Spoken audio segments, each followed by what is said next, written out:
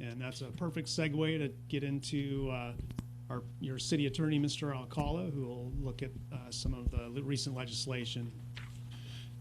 Good evening. In our last council meeting, the City Council asked for specific information on the Assembly Bill 1486 that went into effect on January 1st of this year. At that meeting, I gave a brief overview. There is a comprehensive analysis of this bill on my webpage and my city attorney reports. Just to summarize, this bill expands the surplus property requirements for cities. There are actually two separate legislative schemes that exist out there.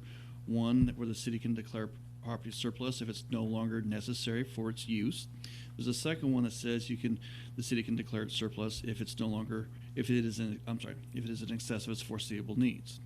This bill combines those two and requires a single report to now be sent to the California Department of Housing and Community Development, along with the city's housing element for its general plan. And the understanding would be that the HCD would then review that surplus property analysis as part of the housing element review to make sure the city is meeting its reasonable housing needs assessment, its RENA numbers. It does retain prior law that says if you don't comply with the requirements for your housing element, penalties can be implemented. But more importantly, for our situation, is that this bill does create an exemption for certain projects that we should say are in the pipeline. If you had an agreement that it was in existence and signed prior to September 30th of last year, they've allowed you to continue completion of that with two caveats. One, you have the agreement, and two, that project is completed by the end of disposition, is completed by the end of 2022. There's a second part of that bill that creates another exemption for property that was listed in your long-range property management plan. Can I ask a question? Certainly. On the first, just want to make sure I have the right understanding. With respect to everything in the city's approved plan, we comply with that first exemption. That is correct. You have agreements with your partners. So we have no issues with the approved plan and Assembly Bill 1486.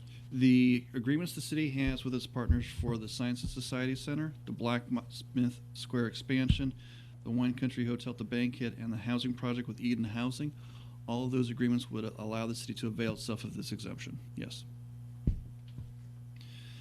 There's a second exemption that looks to the dissolution of the former RDA and the Livermore Successor Agency's long-range property management plan that was approved by both the Oversight Board, the Livermore Successor Agency, and ultimately the Department of Finance. That exemption says that if the long-range property management plan identified a particular property for future development, the city can continue to pursue that future development if it gets into an agreement by the end of this year, and again, finally completes that disposition before the end of 2022. That's another exemption that would apply to the hotel. So the hotel actually has two exemptions that would apply to it to avoid the application of 1486. Failing those, or if those projects do not lead to completion and disposition, AB 1486 would be implemented against those properties in the disposition. So I have another couple of questions related to this, if I may. Excuse me? I have another question relating to this, because in Section 13 of 1486, you just talked about the long-range property plan. But what Section 13 says, and I would hope that Tamara Royce and others are listening carefully, is that it says, with respect to land held in the Community Redevelopment Property Trust Fund or in the long-range plan. So I want to pursue that.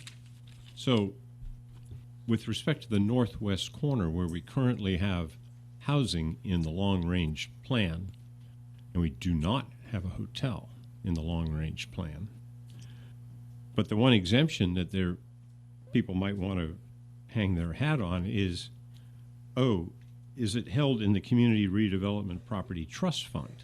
So the question is, for that northwest corner, is that property held in the Community Redevelopment Trust Fund? My understanding is that it is not. That property was transferred to the city as a housing asset, as the housing successor to the former RDA. Okay, so understand the answer. That property is not in the trust, Community Redevelopment Trust Fund, and it is in a housing fund. Second point is I don't